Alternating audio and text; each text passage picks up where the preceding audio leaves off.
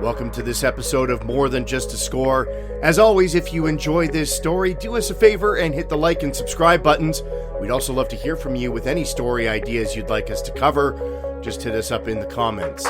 Today we're heading to Louisville, Kentucky to tell the story of an annual event that lasts about 2 minutes, but somehow manages to carry nearly a century and a half of American history on its back. It is fast, loud, and chaotic, while also being elegant, glamorous, and, depending on the horse you bet on, either magical or deeply frustrating. This is, of course, the Kentucky Derby, the race known as the Run for the Roses, and often called the most exciting 2 minutes in sports. But the Derby is not just a horse race, it is a spring ritual that is part fashion show, part bourbon-soaked social gathering, all of this with the majestic Churchill Downs as the backdrop. It is a piece of Southern identity and a celebration of thoroughbred racing, as well as a reminder of the complicated world behind the beauty of the sport. It has produced legends, scandals, impossible upsets, and unforgettable champions. It also carries traditions that feel almost frozen in time. To understand why the Kentucky Derby is such a big deal, we have to go back to a young man with a famous family name, a European trip, and a very big idea. The story begins with Meriwether Lewis Clark Jr., the grandson of William Clark of the Lewis and Clark expedition. In the early 1870s, Clark traveled to Europe where he saw some of the great racing traditions of England and France. In England, the Epsom Derby already had the aura of a national festival, while in France, the Grand Prix de Paris showed how racing could combine sport, fashion, money, and social prestige in one grand public event. Clark came home convinced that America could have something like that, and Louisville was a natural place to try. Kentucky already had deep horse breeding roots. Its bluegrass fields, limestone-rich soil, and racing culture helped make it one of the great horse regions in the United States. Clark organized the Louisville Jockey Club, secured land from his uncles, John and Henry Churchill, and built a track that would eventually become Churchill Downs. On May 17, 1875, the first Kentucky Derby was run. 15 three-year-old horses lined up before a crowd of about 10,000 people. The race was then 1.5 miles, the same distance as the Epsom Derby that had inspired Clark. The winner was Aristides, a chestnut colt ridden by Oliver Lewis, an African-American jockey who was only 19 years old. In that first running, Lewis guided Aristides to victory, and with that, a sporting institution was born. The ethnic background of Lewis is important because the early history of the Kentucky Derby is also the history of black horsemen in American racing.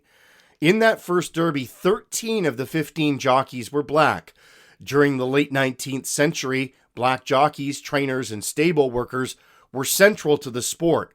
Isaac Murphy, one of the greatest jockeys in American history, won the Kentucky Derby 3 times. He was known for his intelligence, patience, and remarkable winning percentage.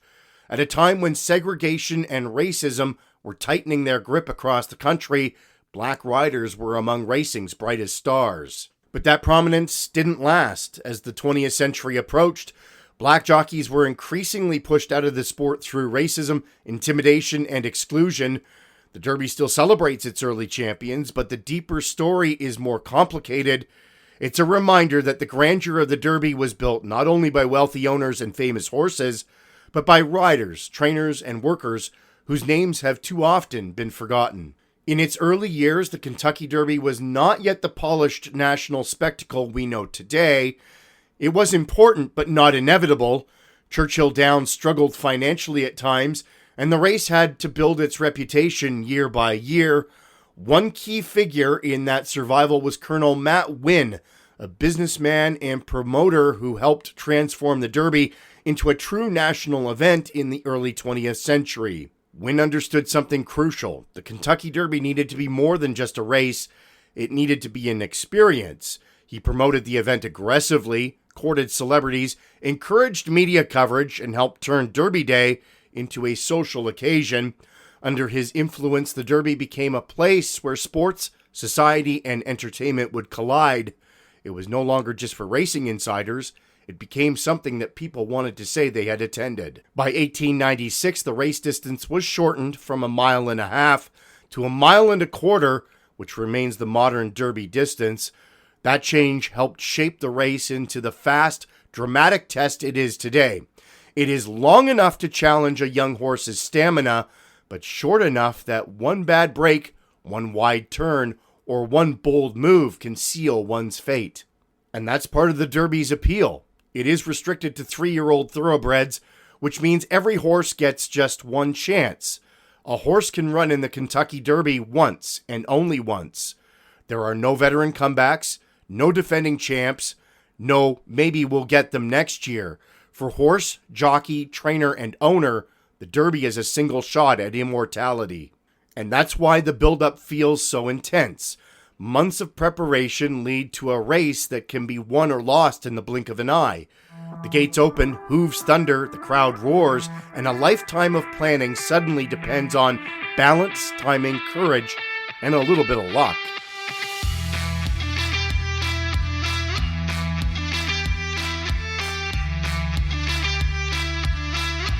Of course, the Derby's identity is not just built on the dirt track, it's also built on tradition.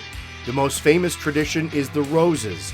The Kentucky Derby is called the Run for the Roses because the winning horse is draped with a garland of red roses. The rose tradition dates back to the late 19th century, and the rose became the official flower of the race in 1904. Today, the garland contains hundreds of roses and is one of the most recognizable victory symbols in all of sports. Other championships have trophies, rings, banners, or medals.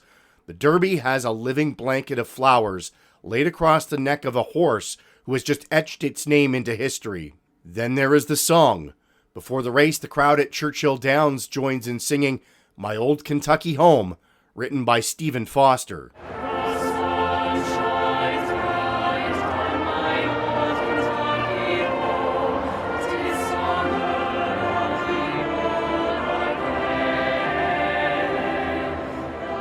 For a lot of fans, this becomes the emotional peak before the ultimate crescendo. The horses are on the track, the jockeys are in their silks, the crowd stands together, and for a moment, the day becomes less about favorites, long shots, and betting odds, and more about memory and belonging. It is sentimental for sure, but sports are built on sentiment, and that's why traditions survive. Now, no trip to Churchill Downs for the Derby is complete without a mint julep, Kentucky's finest bourbon mixed with mint, sugar, and crushed ice in a silver julep cup. The mint julep has become the official cocktail of the event, and tens of thousands are served over the course of the weekend. It isn't just a drink, it's a part of the ritual and a symbol of Kentucky's bourbon culture. Even people who only drink one mint julep a year believe that Derby Day demands it. The drink isn't just a refreshment, it's an accessory, and proof that the Derby is as much a cultural festival as an athletic contest. And speaking of accessories, we have to talk about the hats. The Kentucky Derby may be the only sporting event in America where people pay as much attention to what is on someone's head as to what's happening on the track. Wide-brimmed hats with feathers, flowers, and sculpted hats that look like they require their own seat assignment. It's all part of the show. Derby fashion comes from a blend of Southern social custom, European racing influence, and the simple human desire to dress up for a big occasion. For women especially, the hat becomes a statement. For men, seersucker suits, bow ties, pastel jackets, and classic summer style become part of the visual language of Derby weekend as well. The fashion matters because the Derby is one of those rare events where the spectators are part of the performance. The crowd isn't just watching the spectacle, it is a part of the fabric of that spectacle that has produced some of the most famous horses in American sports.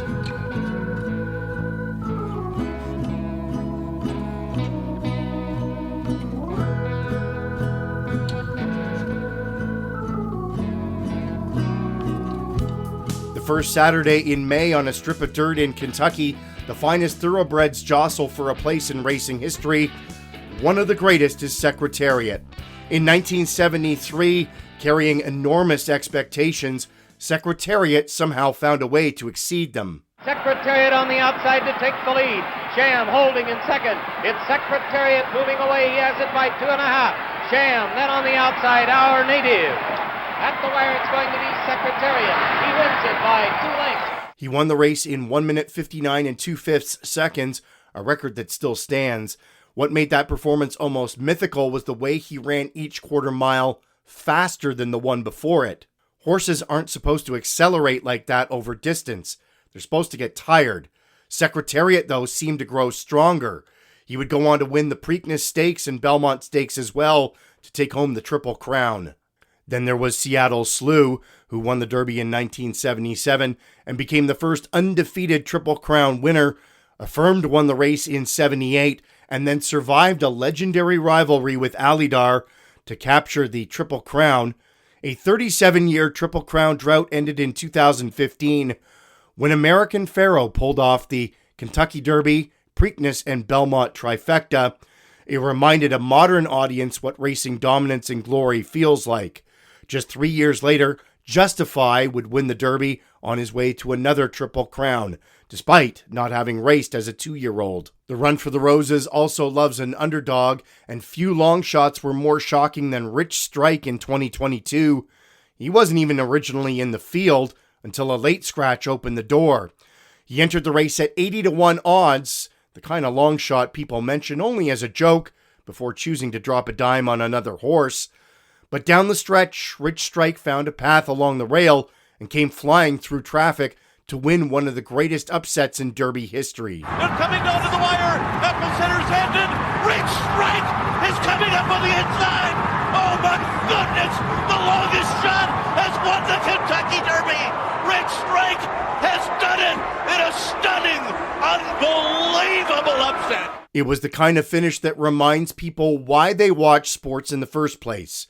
The obvious story isn't always the final story, but the Derby isn't just about the legacy of the horses, it's also about the people who shape them. Trainers become celebrities in the Derby world too. Ben Jones and his son Jimmy helped build the powerhouse reputation of Calumet Farm, which became one of the great names in American racing. Dwayne Lucas brought a modern, ambitious, big stable approach to the sport. Bob Baffert is one of the most recognizable trainers of the modern era and is associated with multiple Derby winners and Triple Crown champions. These figures are part of the Derby's drama because racing isn't simply horse versus horse. It's breeding, training, strategy, and an awful lot of money, instinct, and human judgment. Jockeys, meanwhile, are among the most underrated athletes in sports. They are small in stature but enormous in nerve.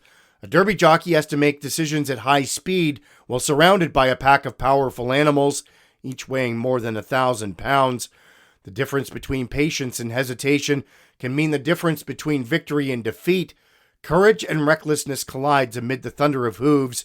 Great Derby jockeys such as Eddie Arcaro and Bill Hartack, who each won the race 5 times, became legends because they could handle the pressure of the moment better than almost anyone.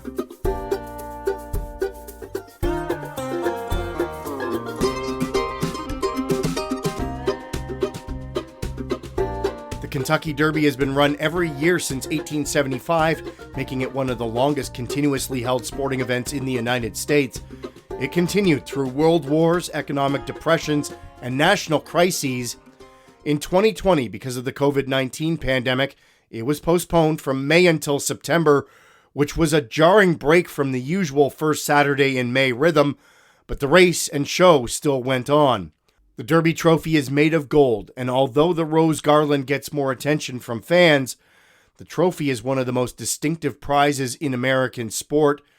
The field is limited, the qualification process is intense, and since the modern point system was introduced, horses earn their way into the starting gate through a series of prep races known as the Road to the Kentucky Derby.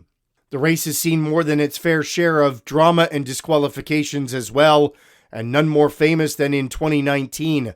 Maximum Security crossed the finish line first, but after an objection and a long review, stewards ruled that it had interfered with other horses and was disqualified. Country House was declared the winner. It was the first time a horse who crossed the line first in the race was disqualified for interference. For some fans, it was justice. For others, just heartbreak. The Derby is also steeped in ritual and iconic imagery. The Twin Spires at Churchill Downs are among the most famous architectural features in sports. The phrase, "the first Saturday in May," is almost a brand of its own. The call to the post, the bugle, the walkover, the paddock, the silks, the betting windows, the infield party, each piece adding its own layer to the Derby's identity. Oh, and the infield also deserves its own mention. While the grandstands present elegance and tradition, the infield has often represented the Derby's wilder side. It is crowded, noisy, and less polished. In some ways, the Derby has always contained two events at once: the refined pageantry of hats and roses, mixed with the rowdy public festival where people gather for a roaring party with a horse race somewhere buried in the middle. That contrast is part of the Derby's cultural power. It belongs to elites and everyday fans all at the same time. Millionaires buy horses and sit in luxury boxes. Casual fans bet a few bucks based on a name they like. Celebrities walk the red carpet. Locals host backyard parties. Some people study bloodlines and speed figures for weeks. Others pick the gray horse because, well, it looks nice. And somehow, in some way, all of them are participating in the same ritual.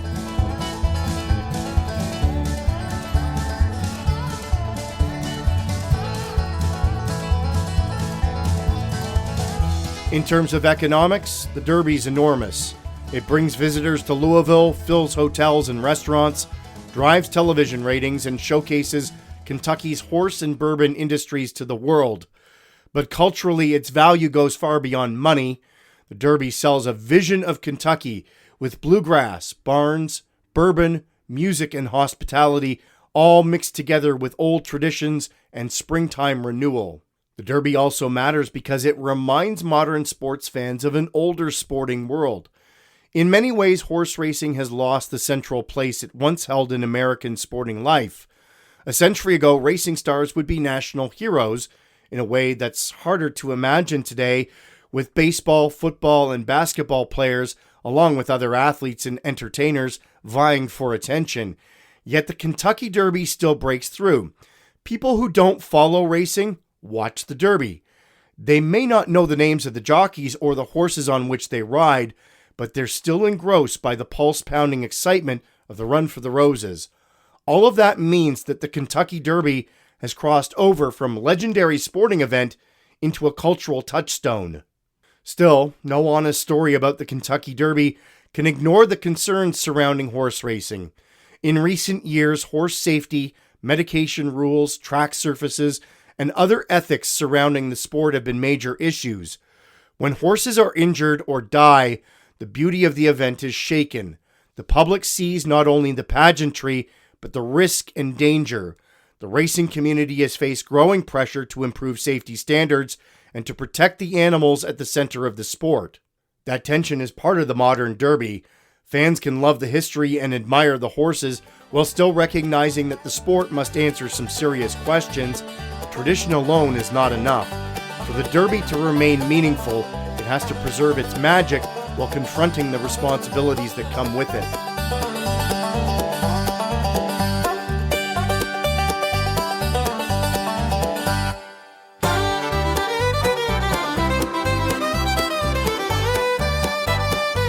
The Kentucky Derby is fascinating because it's not simple. It's beautiful but messy. It's steeped in a deep history while still finding ways to remain modern. It's a sporting event, but also a cultural performance. Also think about the drama and what happens in the final minutes before the race.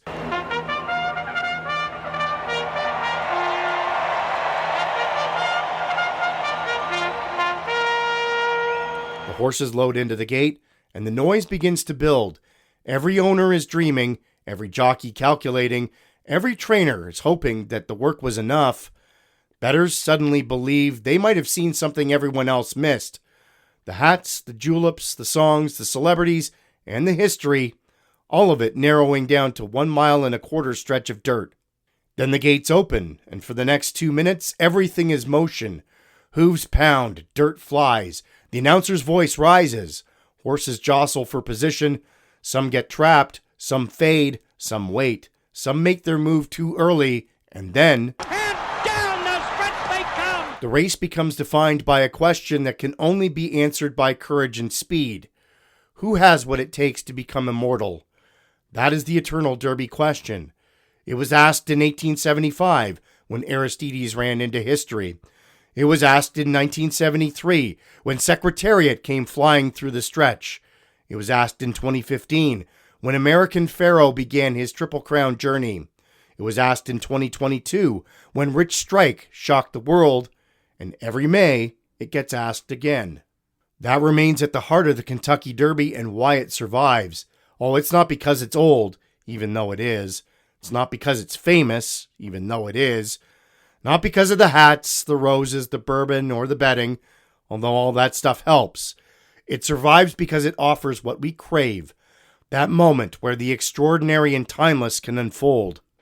In most sports, greatness is built over the course of a long season, followed by a playoff run or carved out over a career. The Kentucky Derby defies all of that. Greatness arrives in 2 minutes and lasts a lifetime. A horse can go from promising to legend before the crowd even has a chance to catch its breath. A jockey can make one perfect decision and then be remembered forever. A trainer can spend a lifetime chasing a race that is over almost as soon as it begins.